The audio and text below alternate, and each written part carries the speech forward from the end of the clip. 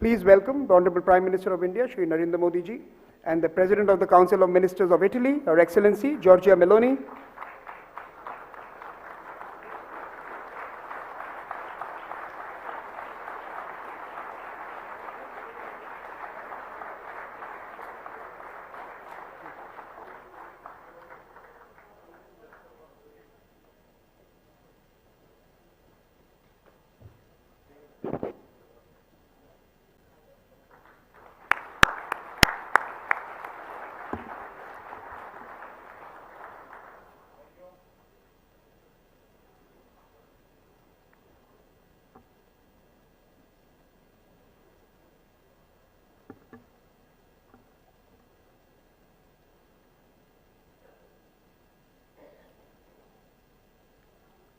Honorable Prime Minister of India, Shri Narendra Modi ji, the President of the Council of Ministers of Italy, Her Excellency Giorgia Meloni, Foreign Minister of India, Dr. Jaishankar, Ambassador Vinay Quatra, esteemed leaders, Excellencies and distinguished guests, a very, very warm welcome to the 8th Raisina Dialogue.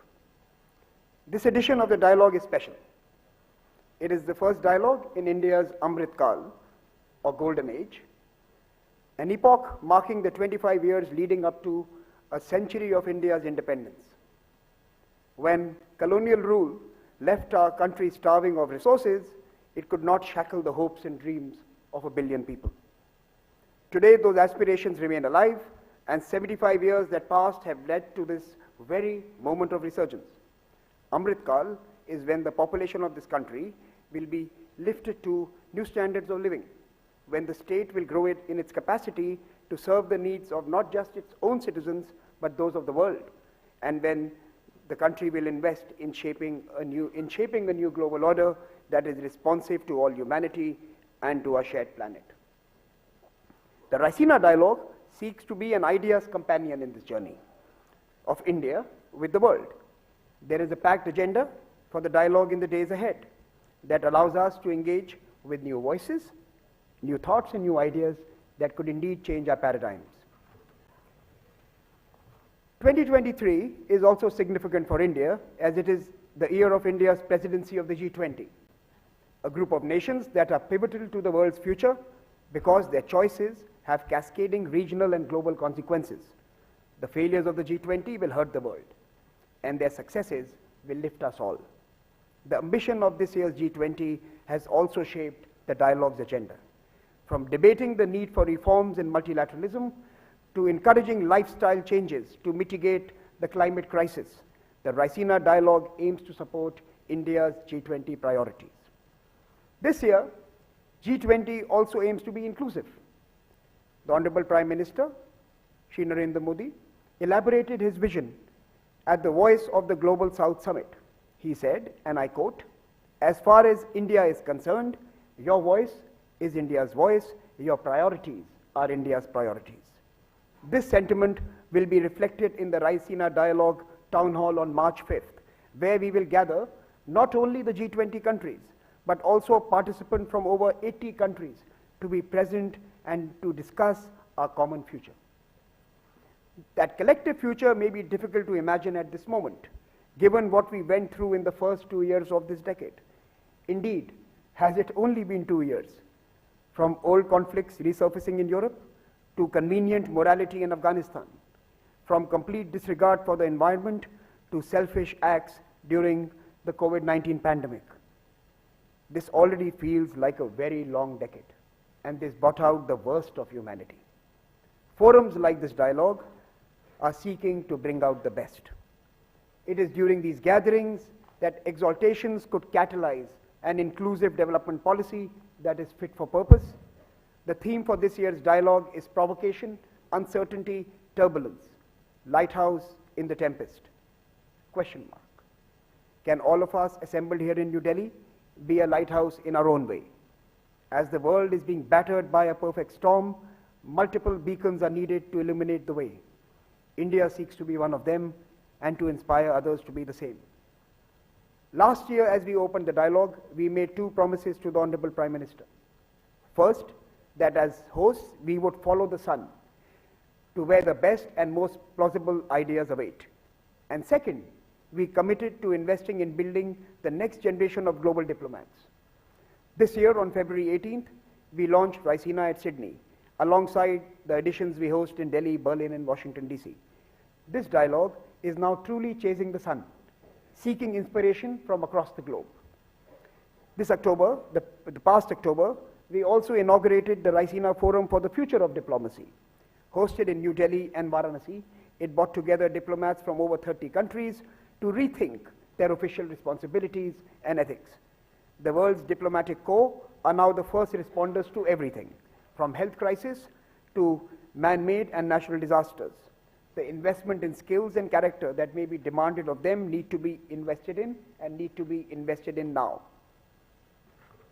Continuing our tradition of engaging the brightest minds from around the world, we welcome the 2023 batch of the Raisina Young Fellows, who are seated here to my right.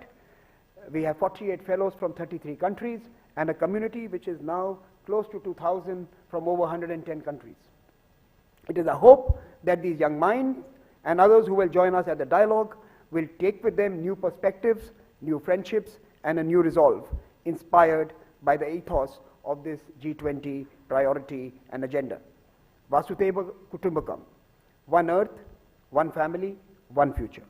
Stronger together is the Indian way. Perhaps that is the only way. Welcome once again, and let the conversations begin. I thank you for gathering here.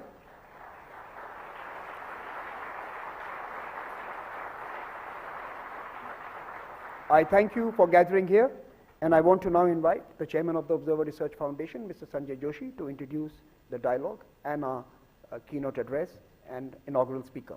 Mr. Sanjay Joshi, the mic is yours.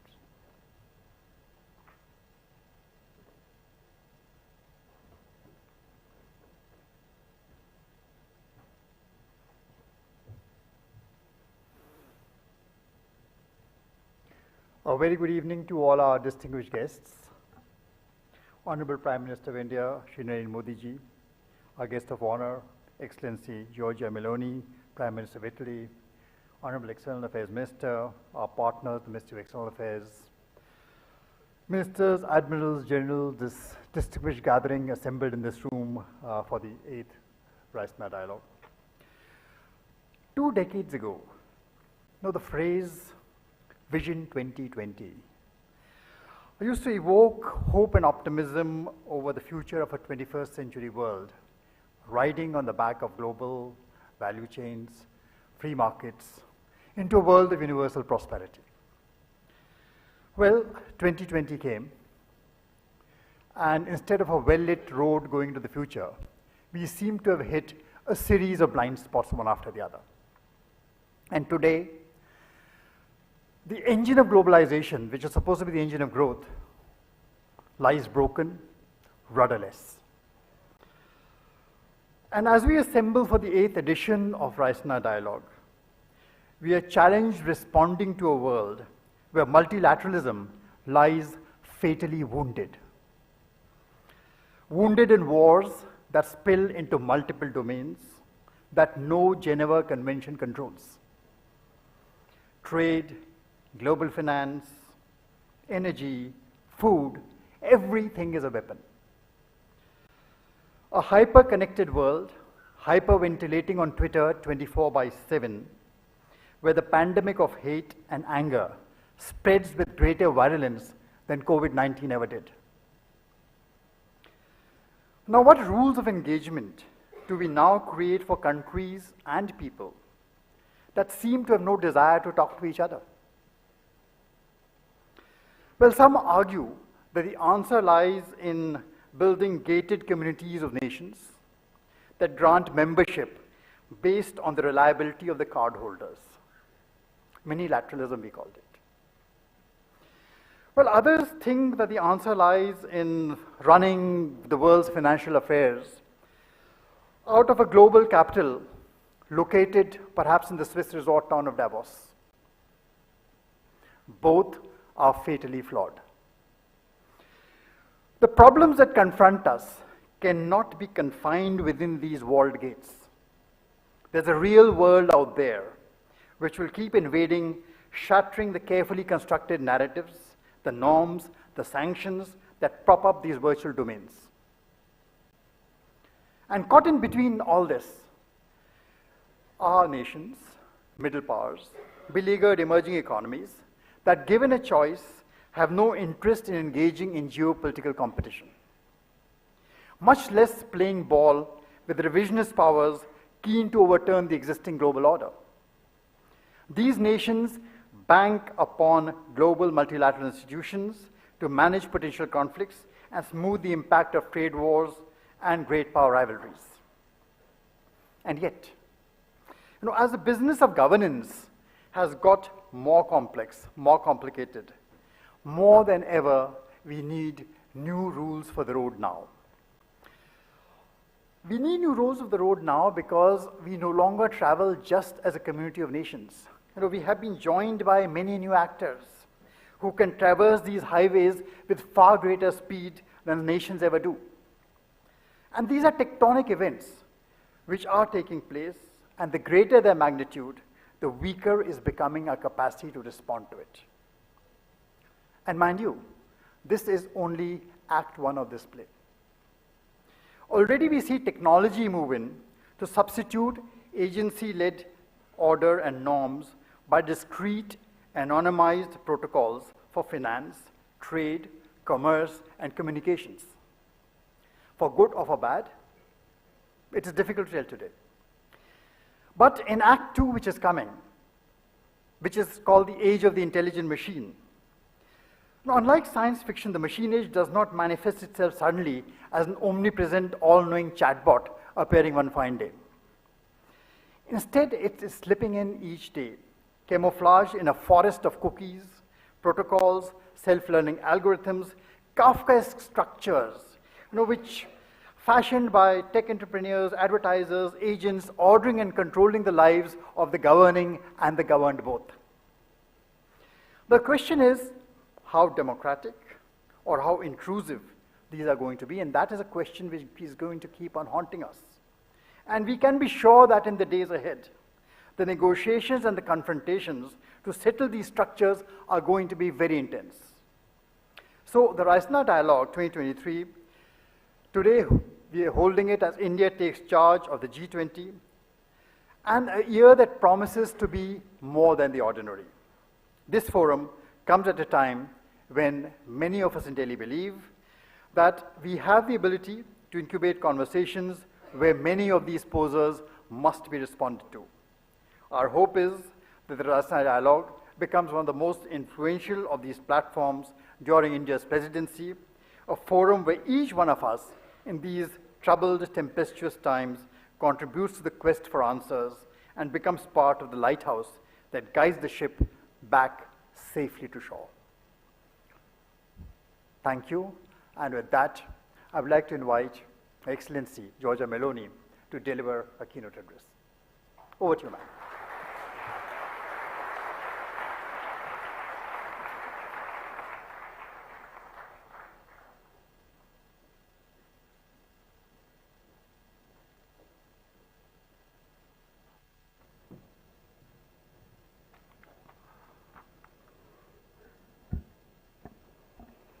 Well, dear Prime Minister Modi, Excellencies, distinguished guests, namaskar.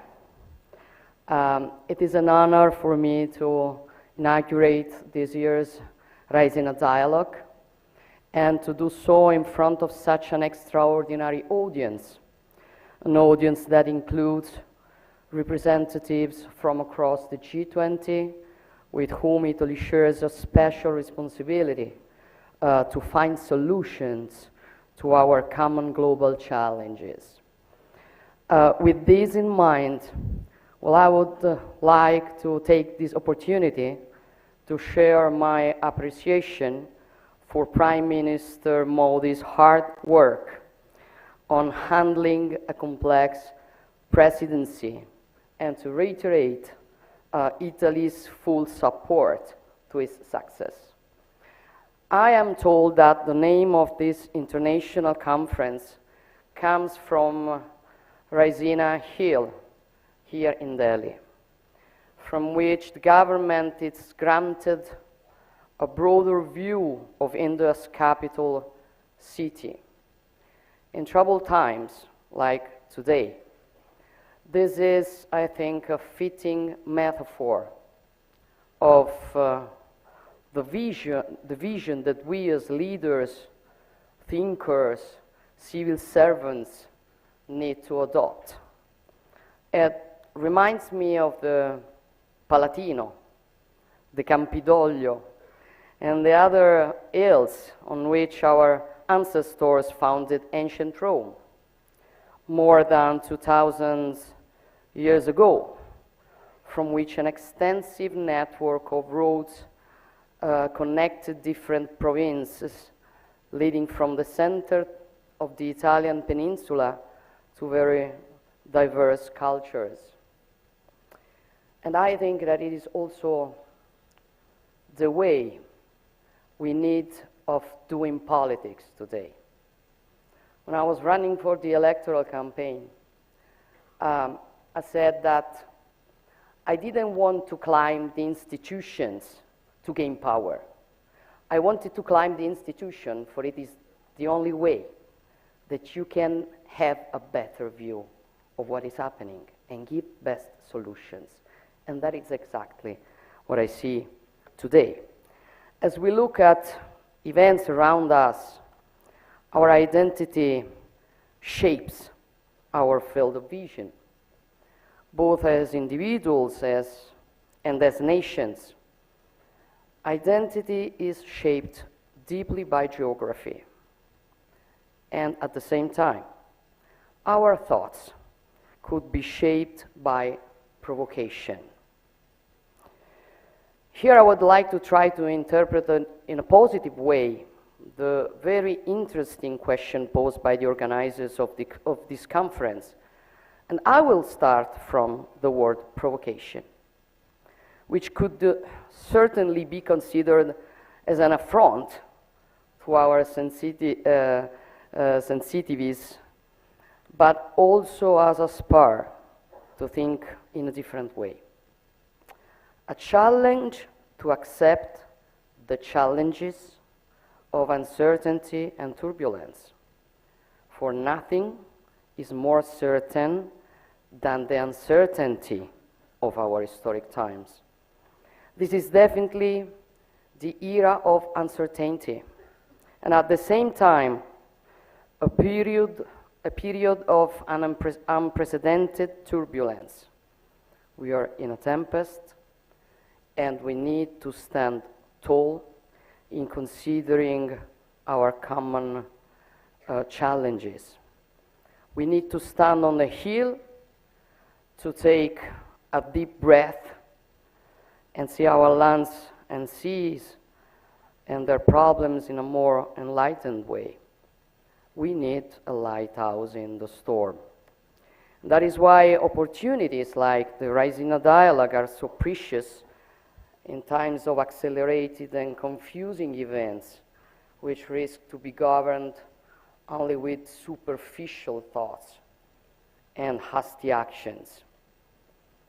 Therefore, let's go back to the fundamental factors, including the geographical one of our identities, and considering some important similarities between the wide and profound wealth of the Indian and Italian ancient cultures and contemporary interests.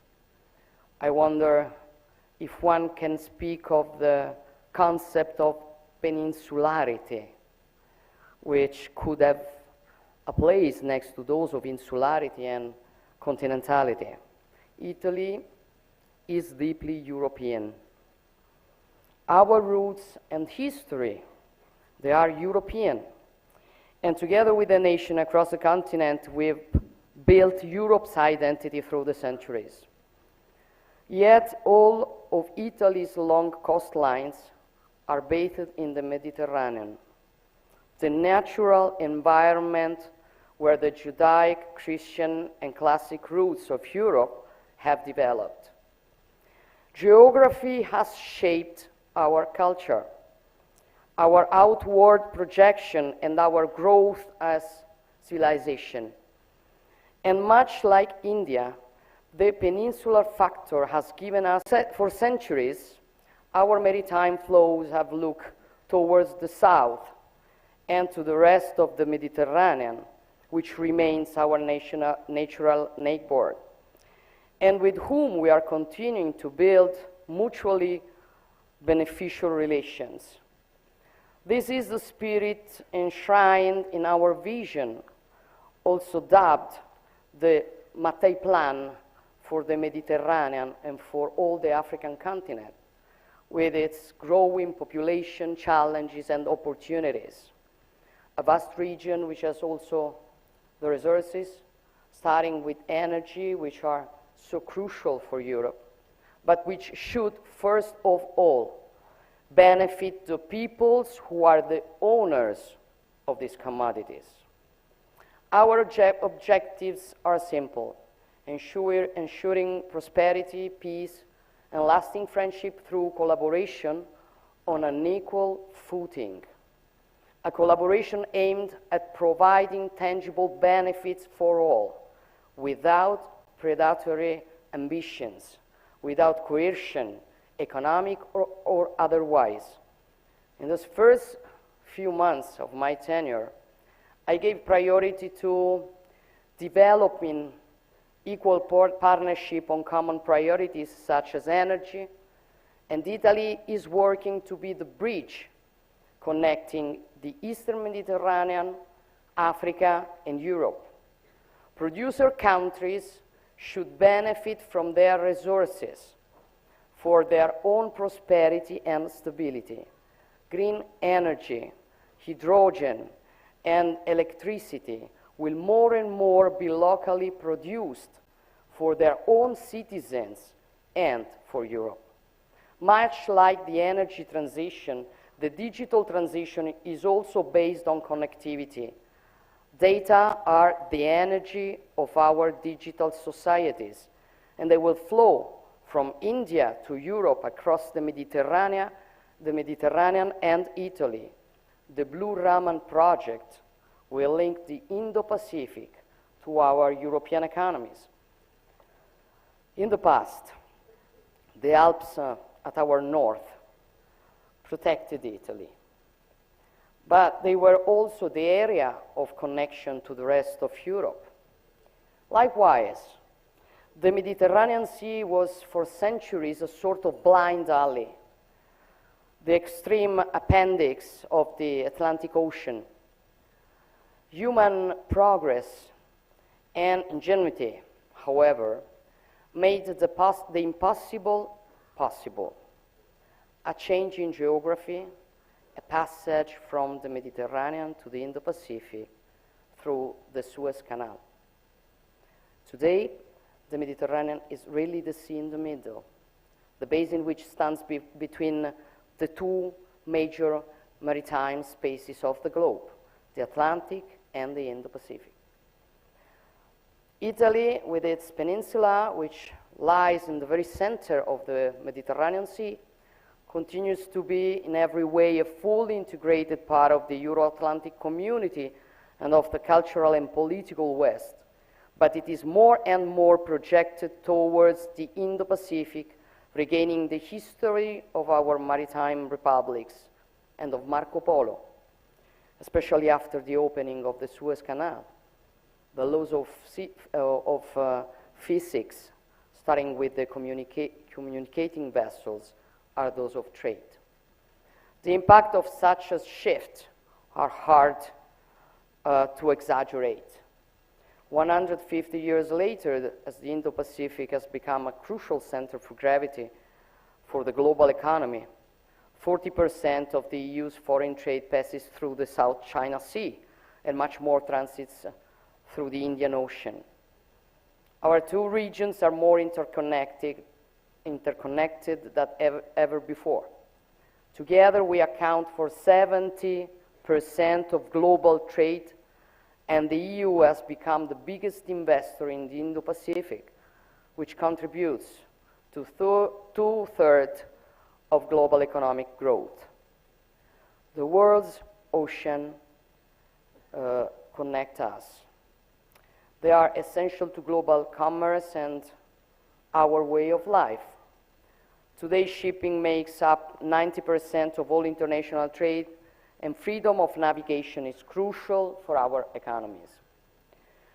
Global interconnection has enabled our economies to cooperate and flourish, but it comes at a cost, especially in times of turbulence within the international community. What happens in Europe affects the Indo-Pacific in ways it would not have in the past. And what happens in the Indo-Pacific has direct repercussions in Europe.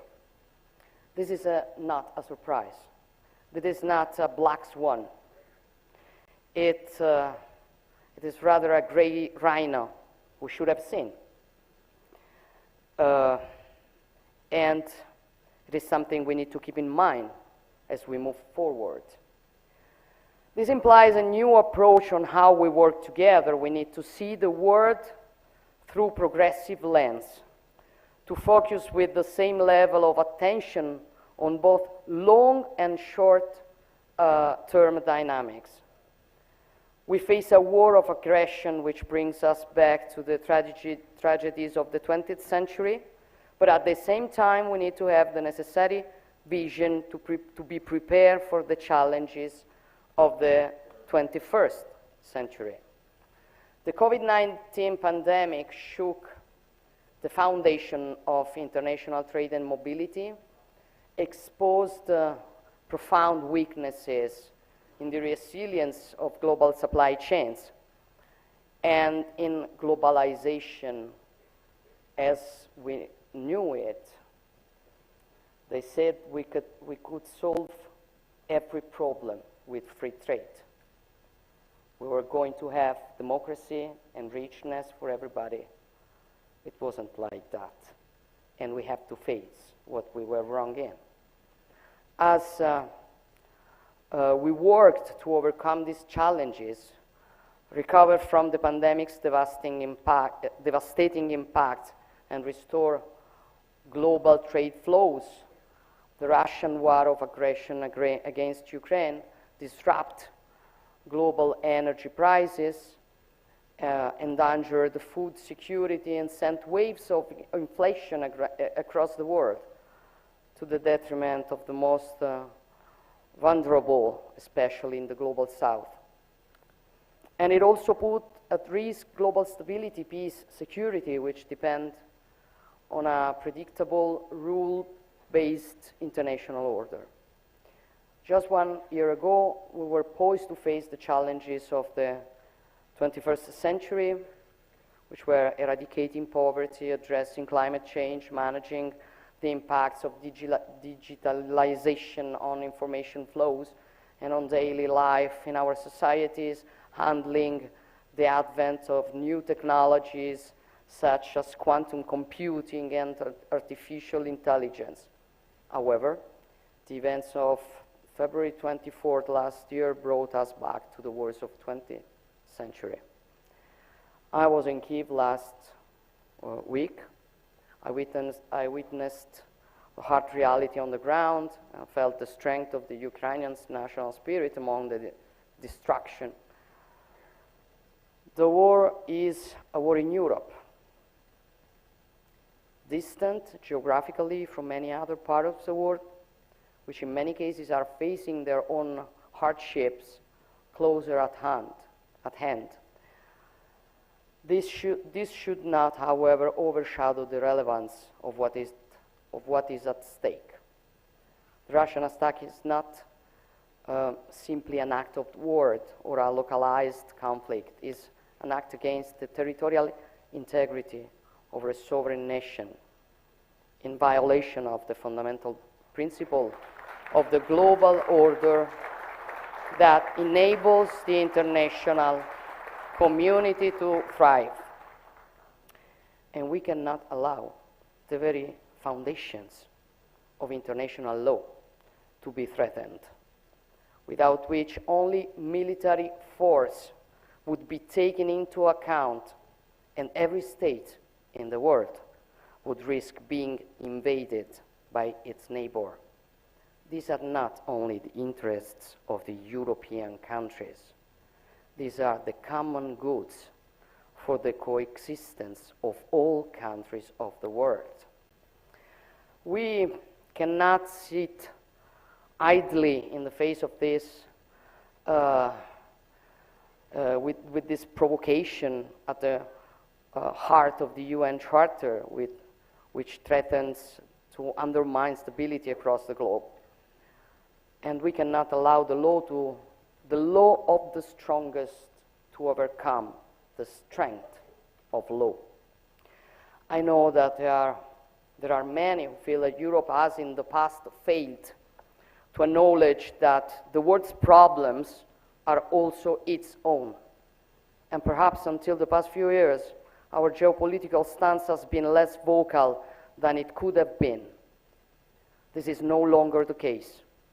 And initiatives such as the EU strategy for the Indo-Pacific demonstrate that our views have indeed broadened.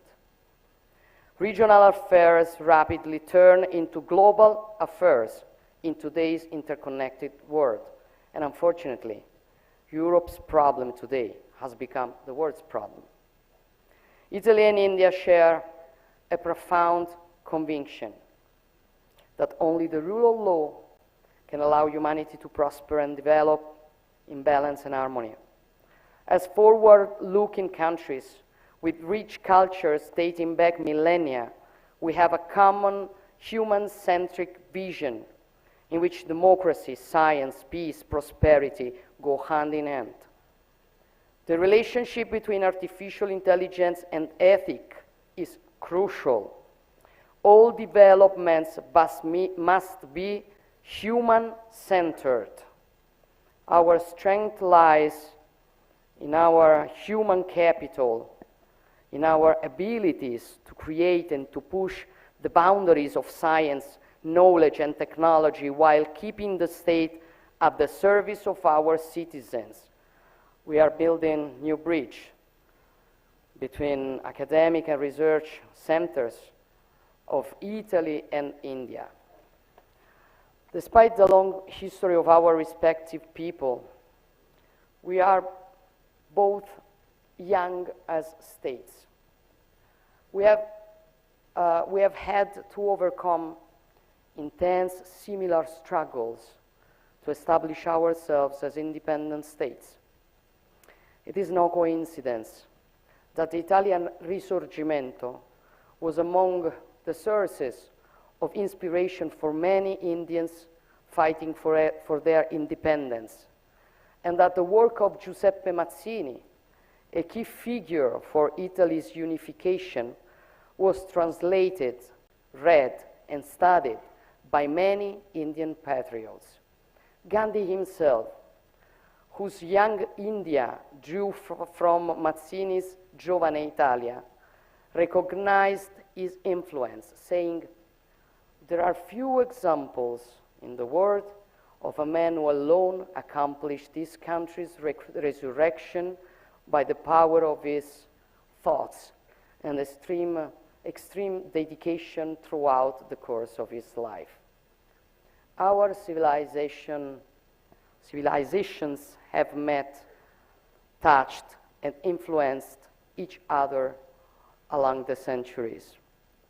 There are many examples, but one struck a particular chord with me: the discovery of an Indian ivory statue in the 2,000 years old ruins of Pompeii, a powerful testimony of the depth of our historical relations. Our cultures are hymns to life and love, and we will continue to fight with determination against those who worship hate and violence. Terrorism is a cancer that also needs to be faced through a wide international cooperation, and it must be addressed with leadership and resolve.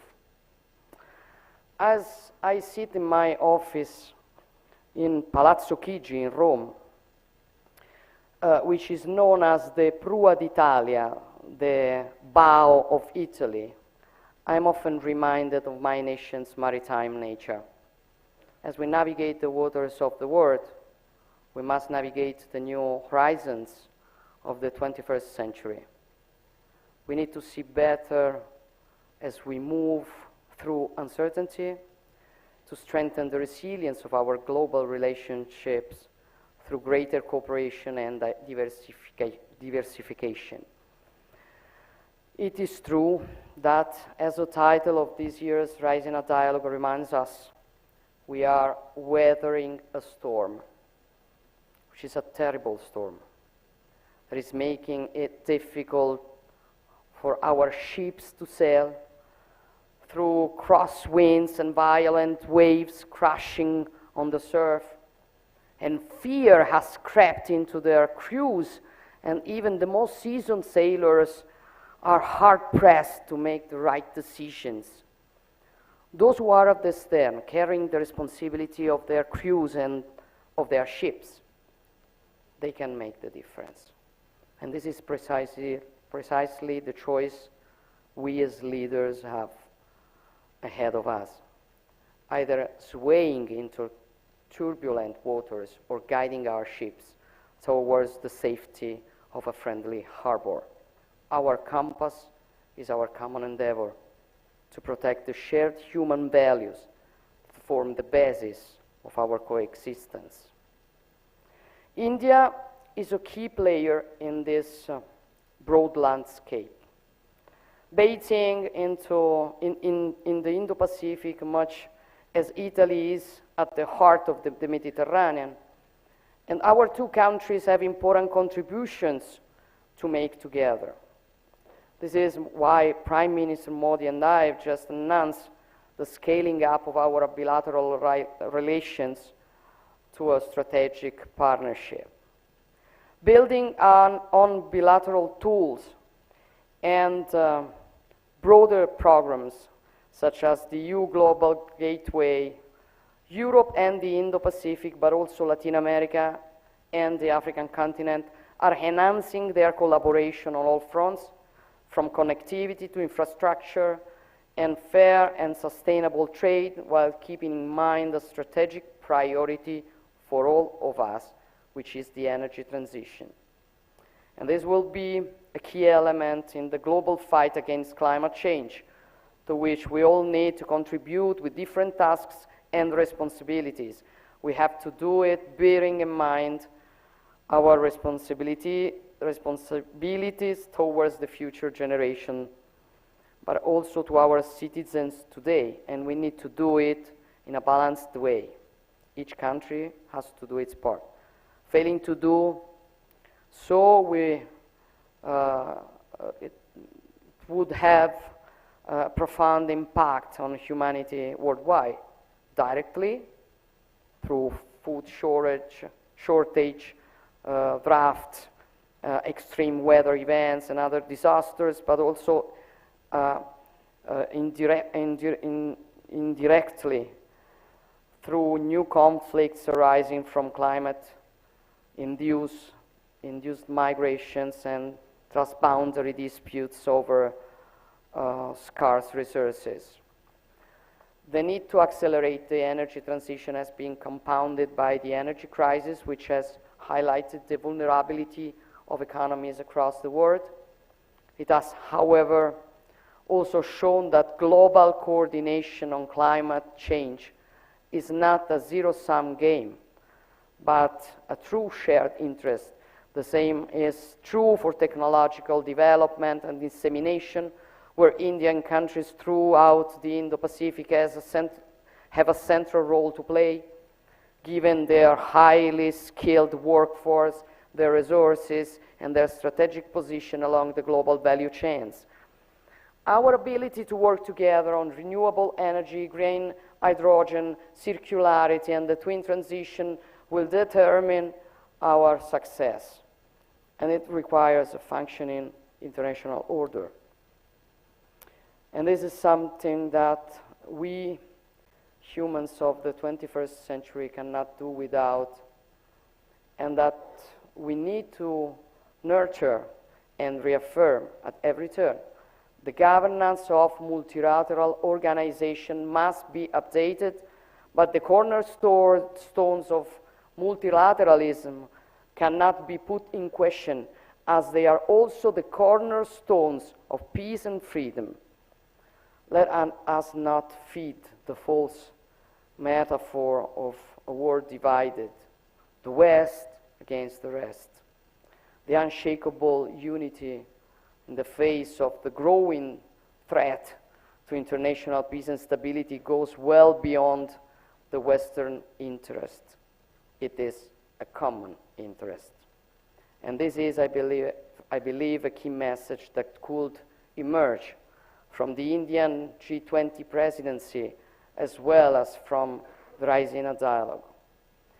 A message of hope, a message of unity. Every nation can be a lighthouse.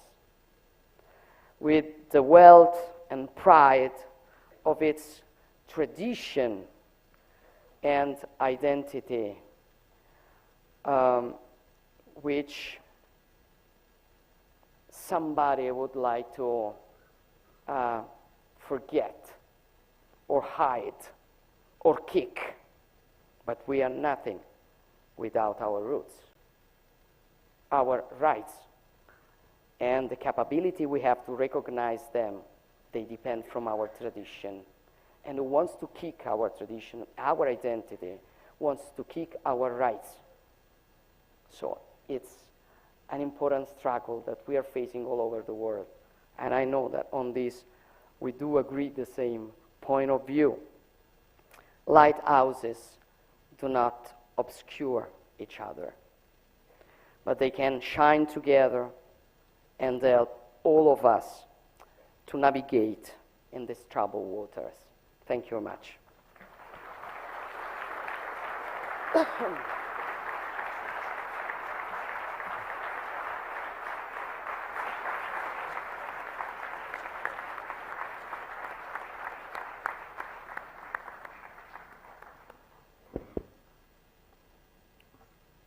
Thank you for that inspirational speech. May I now request the Indian External Affairs Minister, Dr. S. Jaishankar, to propose a vote of thanks.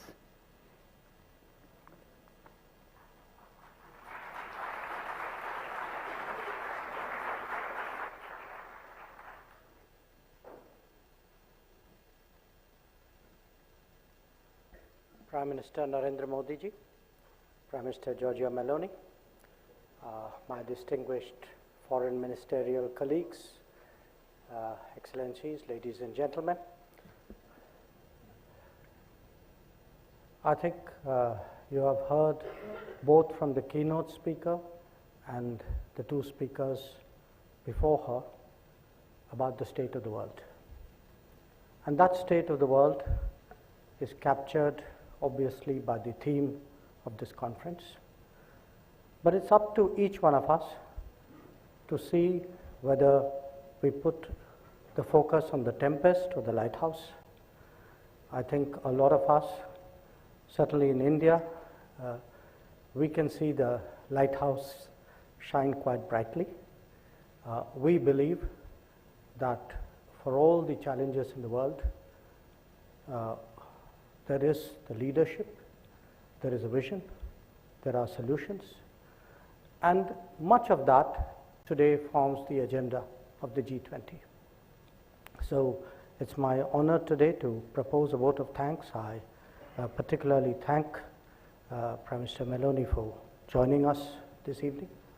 I thank the Prime Minister, Narendra Modi ji, for keeping his word year after year of being here. And to all of you, I wish you a very, very productive conference over the next few days. Thank you very much.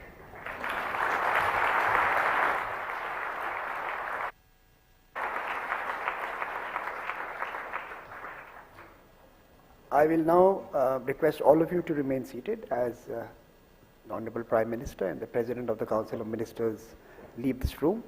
I will also request an orderly exit from this room thereafter, but first let our VIPs and and chief guests leave the room.